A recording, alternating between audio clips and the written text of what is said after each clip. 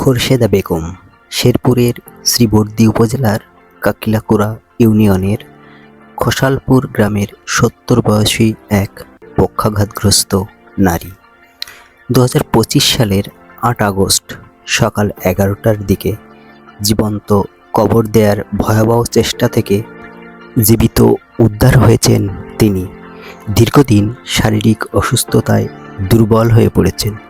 খোরশেদা বেগমের বিরুদ্ধে তার ৮০ বছর স্বামী খলিলুর রহমান এই নির্মম কাজের অভিযোগ তুলে পুরো এলাকা এখন স্তম্ভিত।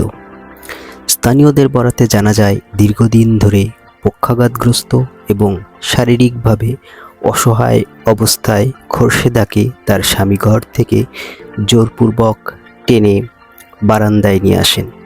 সেখানে তিনি কোদাল দিয়ে একটি গর্ত খুঁড়ে স্ত্রীকে সেখানে শুয়ে দেন এবং দ্রুত মাটি দিয়ে ঢেকে দেওয়ার চেষ্টা করেন। খোরশেদা বেগম প্রাণপণ চিৎকার করতে থাকলে খলিলুর রহমান তাকে থামাতে মুখে থাপ্পড় মারেন। আশেপাশের কিছু লোক ঘটনাস্থলে উপস্থিত থাকলেও ভয়ের কারণে বা অন্য কোনো কারণে সাহায্য করতে এগিয়ে আসেনি। এই ভয়াবহ ঘটনার ভিডিও তার নাতি মোবাইলে ধারণ করে ফেসবুকে পোস্ট করলে মুহূর্তেই তা ভাইরাল হয়ে যায়। ভিডিও দেখে স্থানীয়দের মধ্যে ব্যাপক চাঞ্চল্য ছড়িয়ে পড়ে। পুলিশকে খবর দেওয়া হয়। খোরশেদার প্রতিবেশীরা জানান, খলিলুর রহমান সাধারণত শান্ত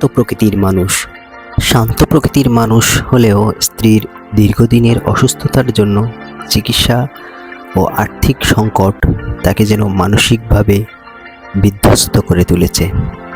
চিকিৎসার ব্যয়ভার বহন করতে গিয়ে তার মানসিক অবস্থার অবনতি ঘটেছে, যা তাকে এমন নির্মম কাজ করতে প্ররোচিত করেছে বলে ধারণা করা হচ্ছে। তবে এটা কোনোভাবেই ন্যায্যতা পাওয়ার যোগ্য নয়। স্থানীয়রা জানান, প্রায় ৬ বছর ধরে পক্ষাঘাতগ্রস্ত হয়ে শয্যাশায়ী রয়েছেন বৃদ্ধা খোরশেদা বেগম। একটা সময় অনেক সেবা ও চিকিৎসা করেও কোনো কাজ হয়নি। বর্তমানে তার স্বামী তার সঠিক চিকিৎসা ব্যবস্থাও করতে পারছে না। দীর্ঘ সময় এটা সইতে না পেরে অতিষ্ঠ হয়ে যান বৃদ্ধ স্বামী। স্ত্রীর চিকিৎসার ঔষধ ও সেবা করতে করতে অসহ্য হয়ে গেছেন। এই কারণে তিনি এমন কাণ্ড ঘটিয়েছেন বলে ধারণা স্থানীয়দের। স্থানীয় সিরাজউদ্দিন বলেন, খলিল আসলে খারাপ লোক না, সহজ সরল মানুষ, সবার সঙ্গে হাসি খুশিভাবে চলেন। তবে তার স্ত্রীর অসুস্থতার পর মন খারাপ হয়ে যায়, তিনি এমন কাজ করেন।